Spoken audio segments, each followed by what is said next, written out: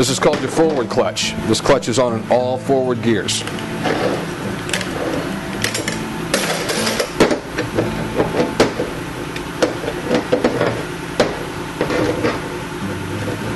As you can see, in your third gear clutch,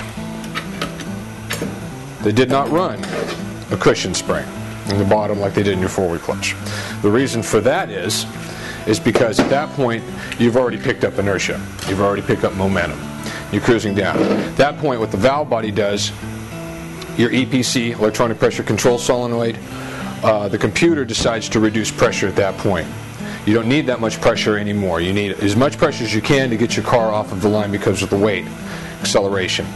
But when it gets up to cruising speed, it doesn't need pressure anymore because now pressure is now it's fighting itself. It's kind of bittersweet. So you got to have it to take off, but you don't want it when you're getting up to cruising speed. Okay, and help to reduce friction, helps to reduce wear on parts and that sort of thing. So what it does is it starts reducing everything down. As you can see, the piston in here is also. That's just an apply ring.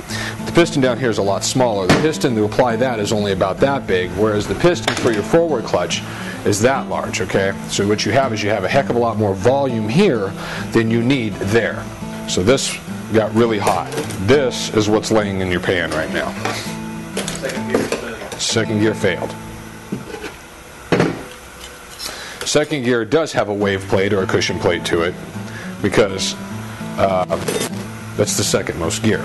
So basically it hasn't reduced that much pressure yet by the time you hit second gear. So it still requires a cushion plate. Still accelerating pretty hard. You're still accelerating pretty hard.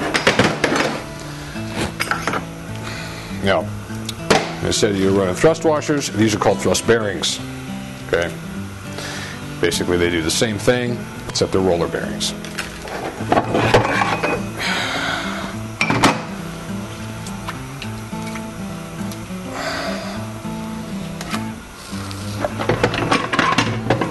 This is your final drive. This is your differential. Considering you have a front-wheel drive instead of having a rear-wheel drive, conventional rear-wheel drive, you have a rear end that's got a differential in the back and a drive shaft that goes all the way to the back. This is a front-wheel drive. That's why they call it a transaxle. Okay, and basically what you have is everything is all combined into one piece. Basically what you have here is when this goes into overdrive, this is the planetary set that works for that. Okay, this gives you your overdrive and starts to spin.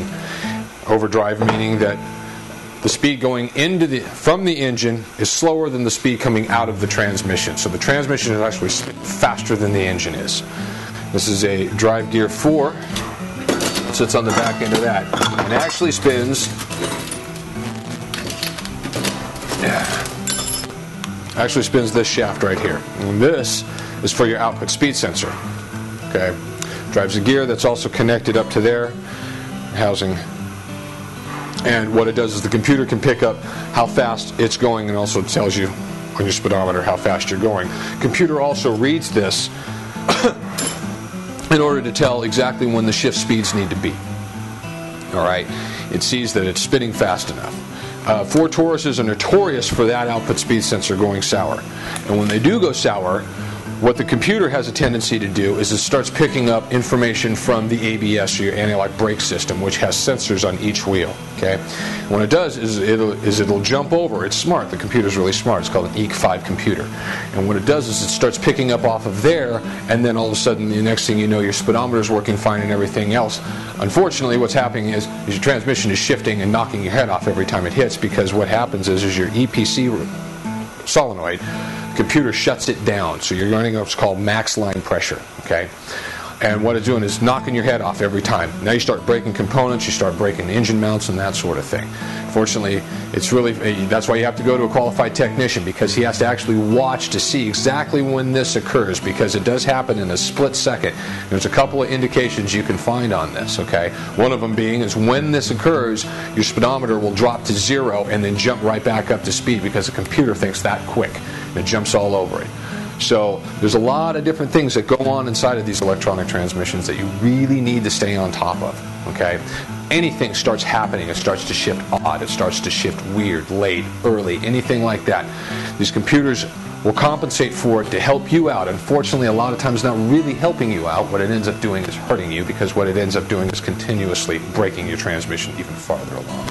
My name is Mike Baker, and have a wonderful day.